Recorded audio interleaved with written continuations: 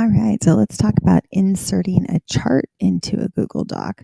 Now, charts and graphs, they're kind of referred to as the same thing here. So I'm going to go up here to my insert and I'm going to click chart. And I am learning about double bar graphs. So I want to insert a bar graph. And what this does is it actually brings in a pre-made graph. Now, why in the world would I want a pre-made graph? Well, you know what, friends? Not everybody is ready to go into a spreadsheet and create and organize their data so that their graphic represents exactly what they meant for it to. So by doing it this way, giving them the graph first and then allowing them to edit the data and edit the format, they actually will learn a lot more about the way that it is structured. So once I've got my chart or my graph inserted here, I'm going to go up to the top right and notice it says open in sheets. Well, my graph is already linked to a sheet that has been put into my Google Drive for me. So it's going to share the name of my document that I inserted it to, and now it's going to tell me what kind of graph it is. Now here in Oklahoma City, we are all about the Thunder, and so we're going to graph the points scored in Game 7 of the playoff series against Golden State.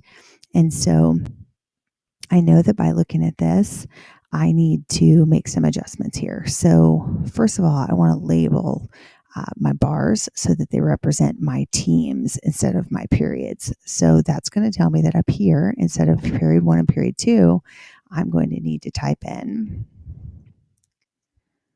oops, I tried to highlight that, but it didn't do what I wanted it to. I know that never happens to you, right? So there's my Thunder.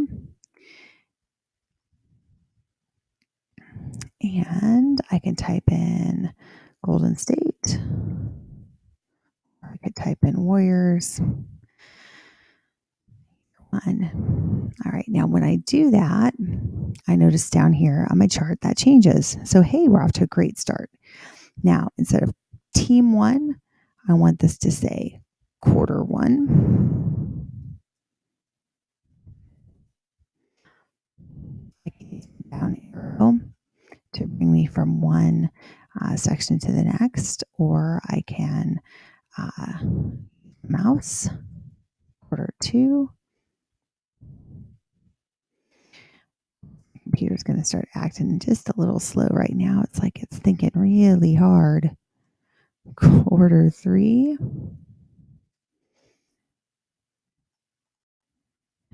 And let's get this one in here, last one, quarter 4. Okay, now I want to change my numbers here, or my values. So for each quarter, I'm going to type in my points. And in the first quarter, the Thunder scored 23 points and Golden State only scored 20. In the second quarter, the Thunder scored 30 and Golden State scored 28. So we were up at halftime. Now in quarter 3, we scored 30 points, just like quarter 2. And Golden State scored 27. So we're still winning. And yet in quarter 4, this is where it gets painful. We only scored 18 points. Ouch. And Golden State scored 33. Now, that gives me some really good information, but it still doesn't tell me who won my game. So I'm going to insert a final score here. So now my kiddos are learning how to insert an additional row of information, and the final score was Thunder 101 and Golden State 108. Ouch. That one hurt a little bit.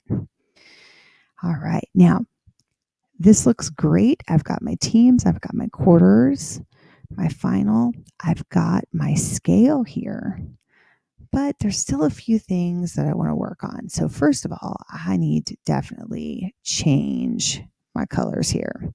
So if I come over here to this quick edit mode, that's going to allow me to click right on this legend, and I want to modify my series. So I want to change the Thunder's color to royal blue, and I want the point value typed right in there on my bar.